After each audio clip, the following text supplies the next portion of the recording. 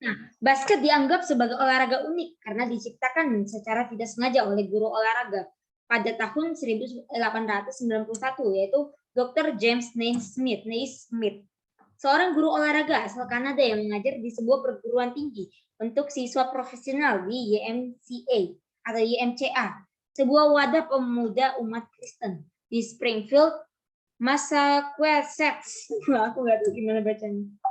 Massachusetts harus membawa suatu permainan di ruangan tertutup untuk mengisi waktu para siswa pada masa libur musim dingin di New England. Berarti lagi musim dingin secara tidak langsung. Maksudnya itu dibuatnya itu pas musim dingin, maaf. Terinspirasi dari permainan yang pernah ia mainkan saat kecil di Ontario, Naismith menciptakan permainan itu yang sekarang dikenal sebagai permainan bola basket pada 15 Desember 1891. Nah, di situ perkembangan bola basket. Kemudian pada 18 Juni 1932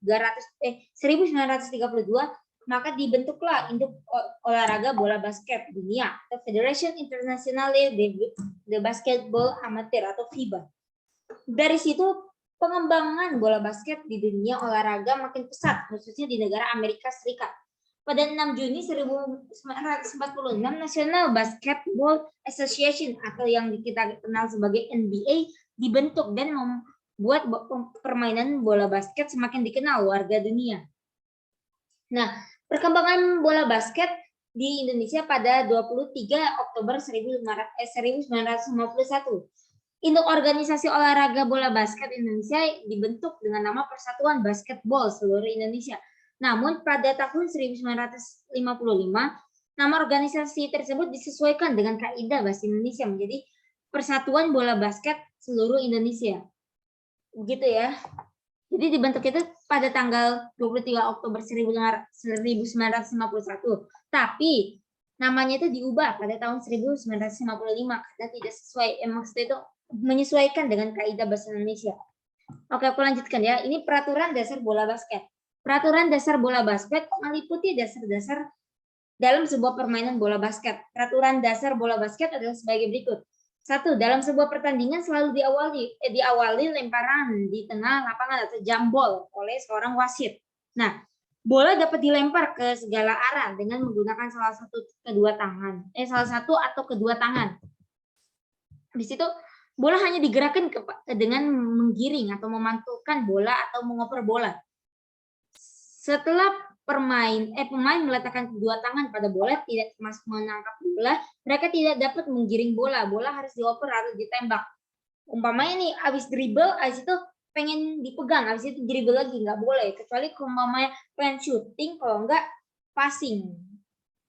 Begitu. Nah, bola harus dipegang di dalam atau di antara telapak tangan, lengan atau anggota tubuh lainnya, tidak boleh diperbolehkan memegang bola.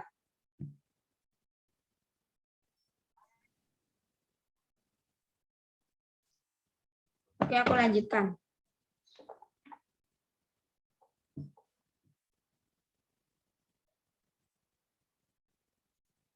Cuman kalau nggak salah bola basket. Ya, teknik dasarnya apa?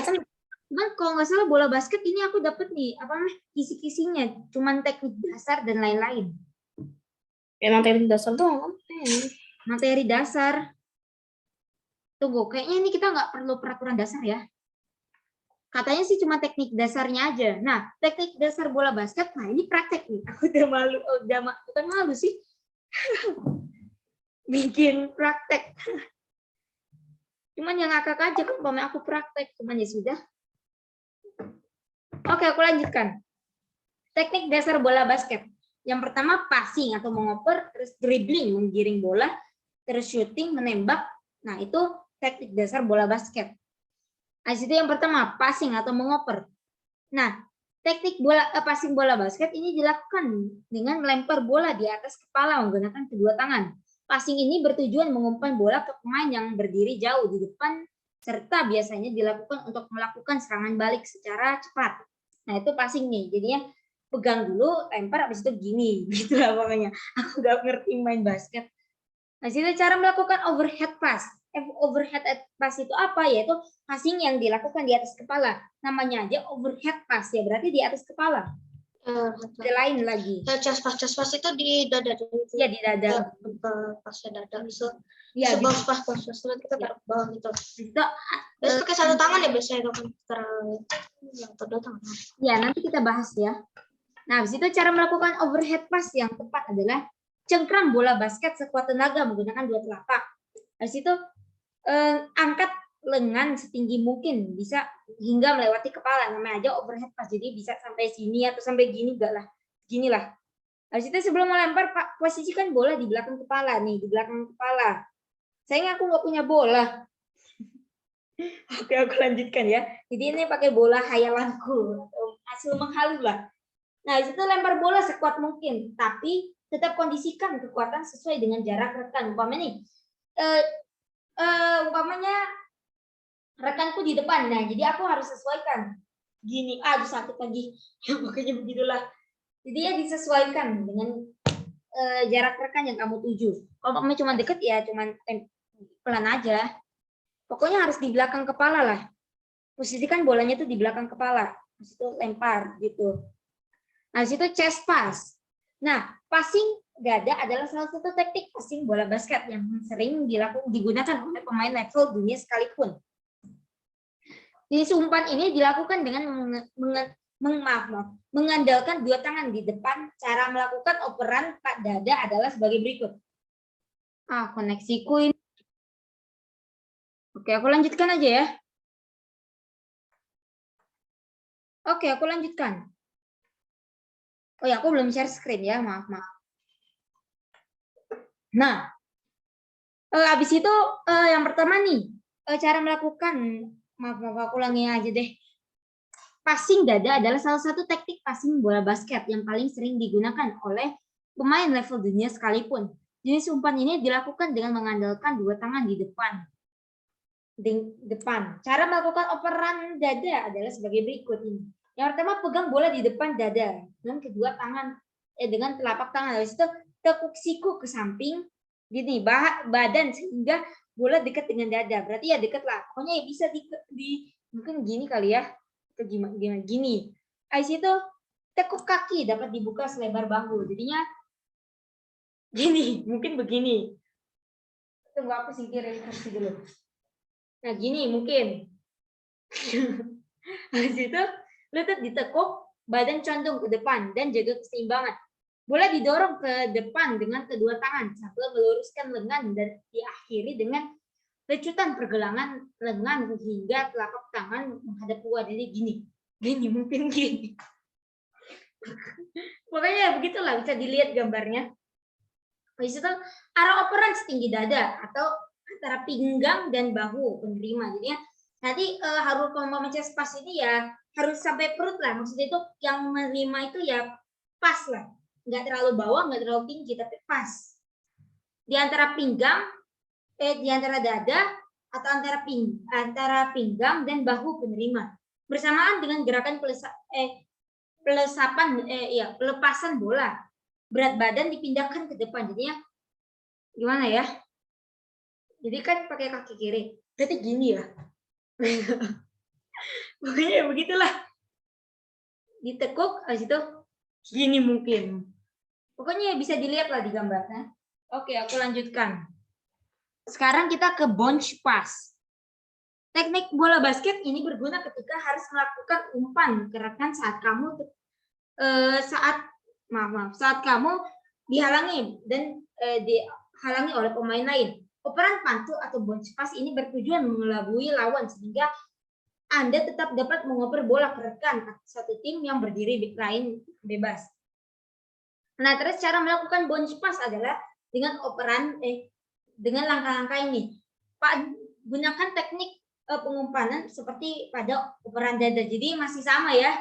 Tangan diginiin, habis itu ditekuk. Nah, udah gini. Habis itu pantulkan bola ke lantai. Jadi kayak gini.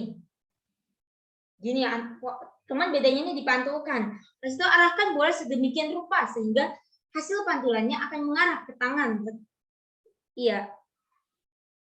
Akan mengarah ke tangan rekan kamu atau setidaknya berada di ketinggian sekitar pinggang.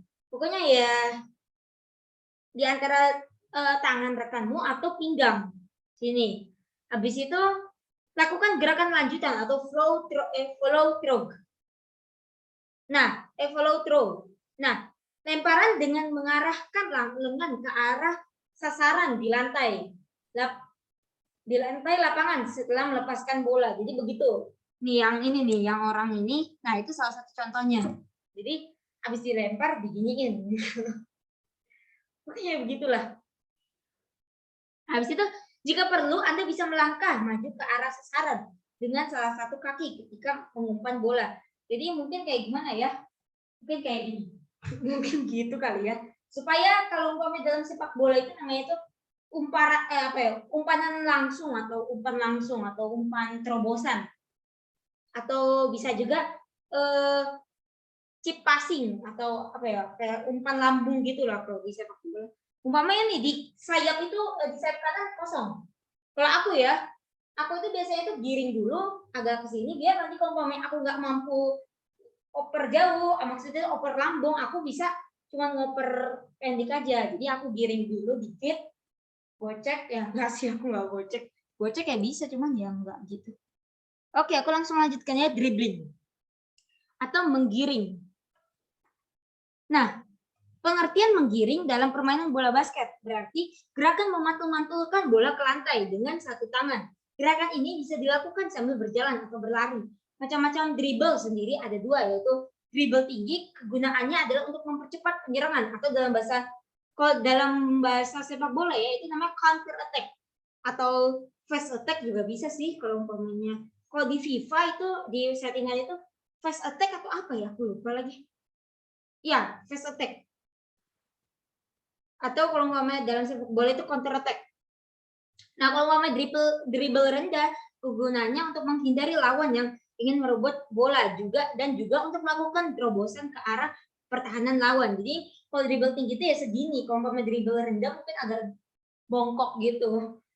Aku nggak paham sih, cuman karena di sininya udah dijelaskan jadi aku paham. Nah, itu cara melakukan dribble tinggi. Yang pertama, kedua kaki selebar dan sejajar. Mana? Aku coba deh turunin supaya kalian jelas. Kalau mau mengikuti boleh ya. Aku bukan sukunya, cuman aku bisa menjelaskan lah setidaknya supaya kalian paham. Ini aku pakai celana batik karena cuma ini doang celana rumahku. Sisanya ya udah. Nah, yang pertama posisikan kedua kaki selebar bahu dan sejajar. Terus yang kedua posisi dribble di sisi kiri juga menggunakan tangan kiri. Begitupun sebaliknya, aku pakai tangan kanan kayak gini. Di situ pandangan mata ke arah depan. Di situ pantulkan bola setinggi arah pinggang. Nah, di situ gerakan dribble ini bisa dilakukan di tempat maupun sambil berjalan atau berlari begitu. Itu bisa dilihat ya contohnya. Oke, aku lanjutkan. Nah, di situ ini cara dribble rendah, kayaknya aku nggak perlu contohin. Dribble, di situ cara melakukan dribble rendah. Yang pertama berdiri dalam posisi membuka kaki selebar bahu. Jadi membuka kaki selebar bahu.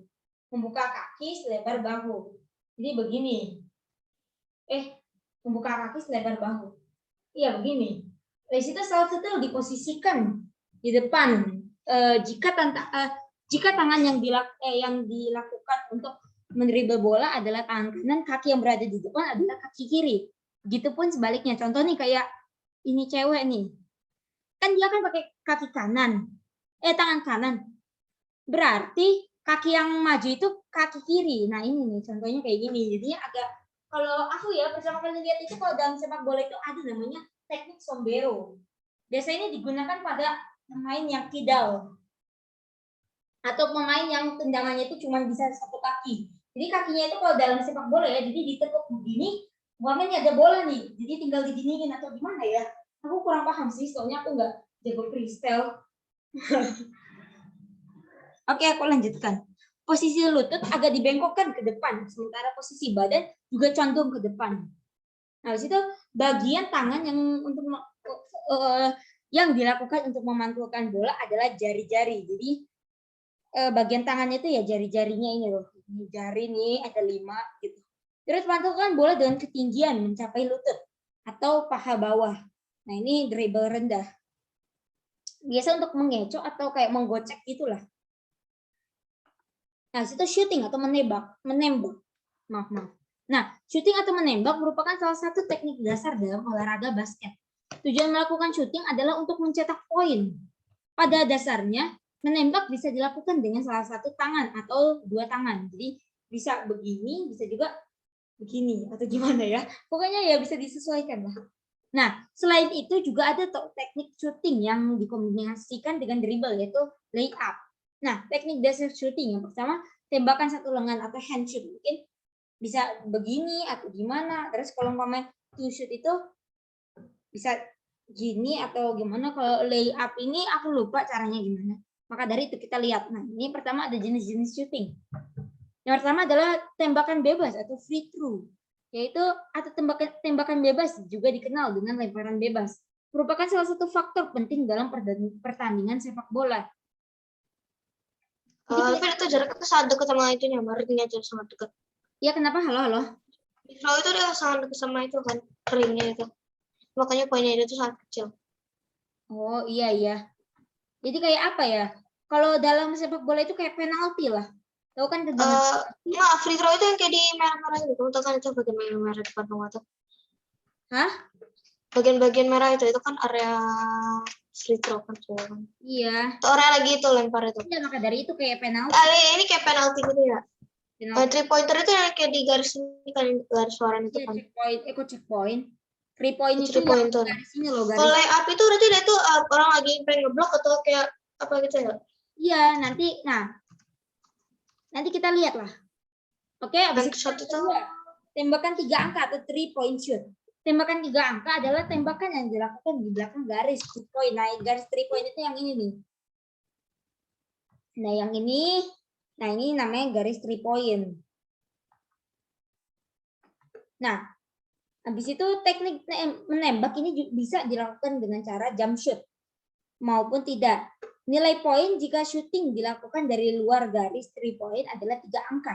Teknik menembak yang dilakukan pemain dari luar daerah bersyarat lawan yaitu tembakan samping. Dari luar daerah bersyarat lawan yaitu. Maksudnya gimana ya?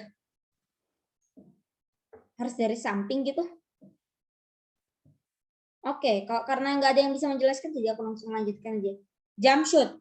Jump shoot merupakan teknik shooting yang kerap dilakukan oleh pemain basket. Teknik ini adalah menembak bola ke dalam keranjang atau ring sambil melakukan lompatan. Jadi ya jump shoot lah kayak apa nih?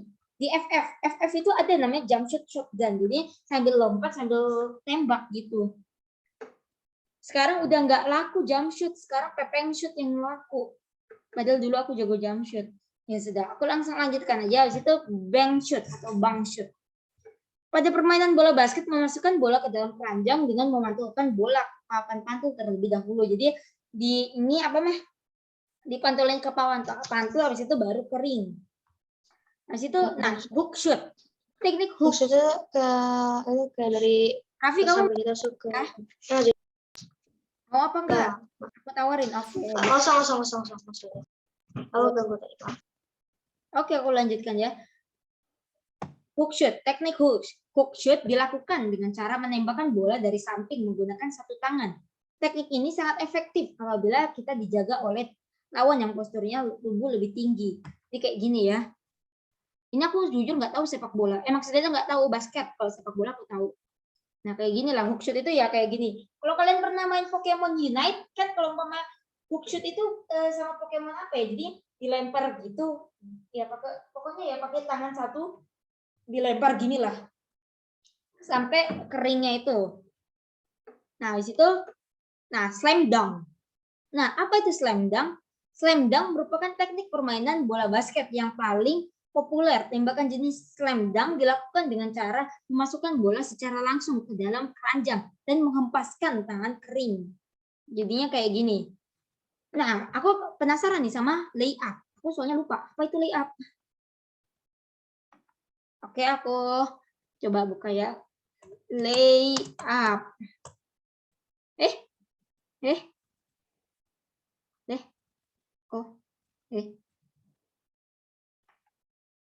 Nah, di sini aja. Nah, layup. Layup ini kayak gini. Jadi kayak lompat gitu loh. Nah, ini layup nih. Ini pernah kan keluar di ulangan gambar kayak gini? Nah, jadi layup itu yang kayak gini lah. Paham? Halo, paham? Oke, aku harap sudah paham ya. Aku langsung lanjut ke lompat jauh. Aku pengen bahas soal PAS tahun lalu ya. Jadi aku nanti coba percepat. Oke, pertama kita ke lompat jauh. Aku pengen lihat kisi-kisi lompat jauh. Teknik dasarnya saja. Oke, kita ke teknik dasar.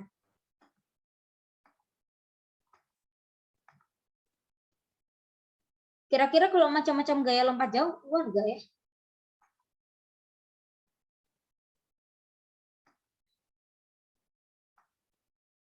Kayaknya enggak deh. Kalau umpamanya kalian pengen baca-baca lagi, nggak apa-apa ya. Cuman ini aku sesuai dengan kisi-kisi aja. Nah, dalam sejarah lompat jauh, awalnya olahraga ini sama sekali tidak ada aturan yang begitu spesifik. Namun sering perkembangannya, lompat jauh ini juga mempunyai teknik dasar. Nah, bagi Anda praktisi, berikut ini teknik-teknik lompat jauh yang harus dipelajari ketika akan melakukan olahraga lompat jauh. Di antaranya adalah yang pertama, teknik awalan. Yang kedua, teknik tumpuan. Yang ketiga, teknik melayang. Yang keempat, teknik mendarat.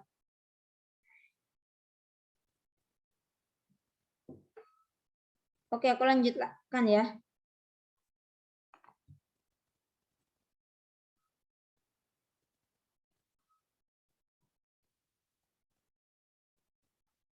Nah, ini ada teknik awalan. Apa itu teknik awalan? Teknik awalan adalah suatu bentuk gerakan dalam lompat jauh yang dilakukan dengan cara berlari secepat-cepatnya untuk menghasilkan kecepatan setinggi-tingginya. Sebelum melakukan tolakan, selain itu ya pokoknya ya berlari secepat-cepatnya untuk sebelum melakukan tolakan. Selain itu, awalan juga bisa berarti sebuah usaha untuk memperoleh kecepatan horizontal setinggi-tingginya sehingga kemudian akan dirubah dalam kecepatan vertikal saat akan melakukan tolakan menurut Dr. Handes Edi Suparman tahun 1999. Itu teknik tolakan atau loncatan. Tolakan merupakan suatu perpindahan kecepatan dari posisi horizontal menjadi kecepatan vertikal. Tolakan dilakukan dengan sangat cepat dan kuat agar dapat mengangkat tubuh sampai ke atas dan melayang di udara. Untuk menghasilkan lompatan yang bagus, umumnya para atlet akan melakukan tolakan sekuat-kuatnya menggunakan kaki dengan dibantu oleh ayunan kaki serta ayunan kedua tangan pada arah depan atas. Jika atlet dapat menggabungkan antara kecepatan awal dan kekuatan tolakan kaki, maka dia akan membawa beban seluruh tubuh berada ke atas arah depan dan melayang di udara. Nah, itu tolakan atau loncatan. Jadi kalau umpamanya atlet itu bisa menggabungkan, maksudnya itu bisa melakukan teknik awalan yang baik, juga bisa menggabungkan teknik tolakan atau loncatan dengan baik, nah itu akan menghasilkan lompatan yang bagus atau tolakan yang bagus. Nah, yang ini. Ini gambarnya gak ganti. PPT-nya gak ganti, masih di basket. Oh, maaf. Ini sudah terlihat belum? Udah. Oke, terima kasih. Ini aku langsung lanjutkan aja ya, soalnya menghemat waktu. Nah, habis itu untuk si pelompat akan dapat membawa beban tubuhnya melayang lebih lama di udara.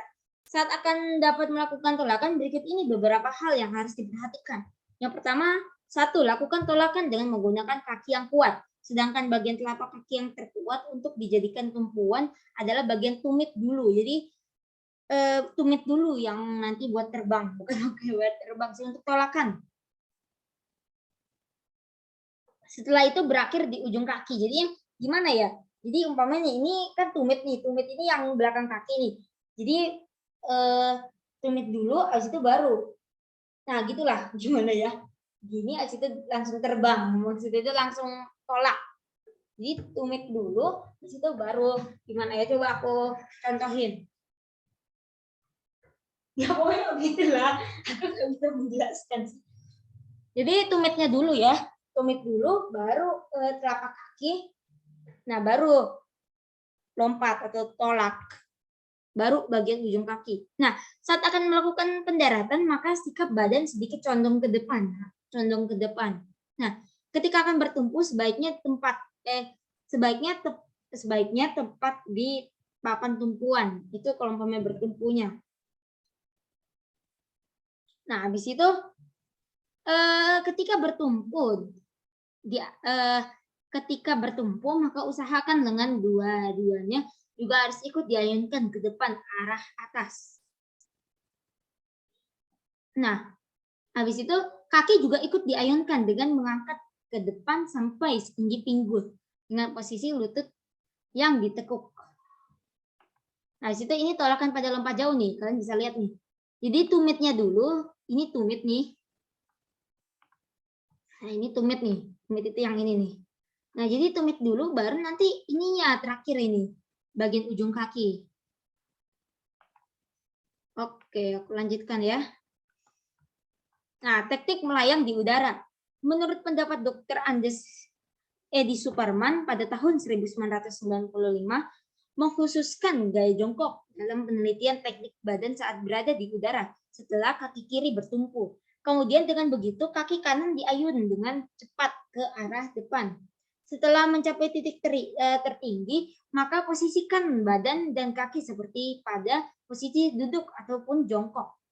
Setelah bergerak turun, kemudian julurkan kedua kaki ke depan dengan posisi badan dicondong ke depan. Pokoknya harus condong ke depan. Perhatian harus difokuskan ke tempat pendaratan. Jadi nggak boleh sambil lihat mana, apalagi lihat bawah, lihat atas, itu bisa bahaya.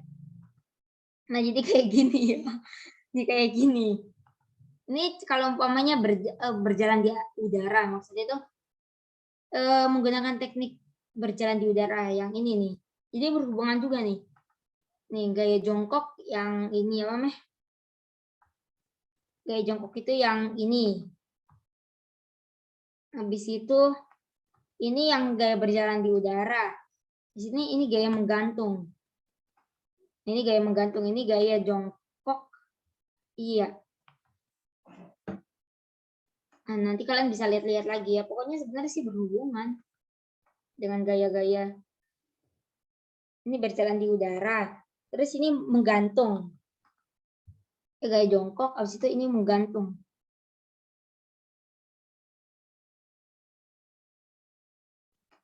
Atau ini gaya jongkok, terus ini gaya menggantung ya. Pokoknya begitulah.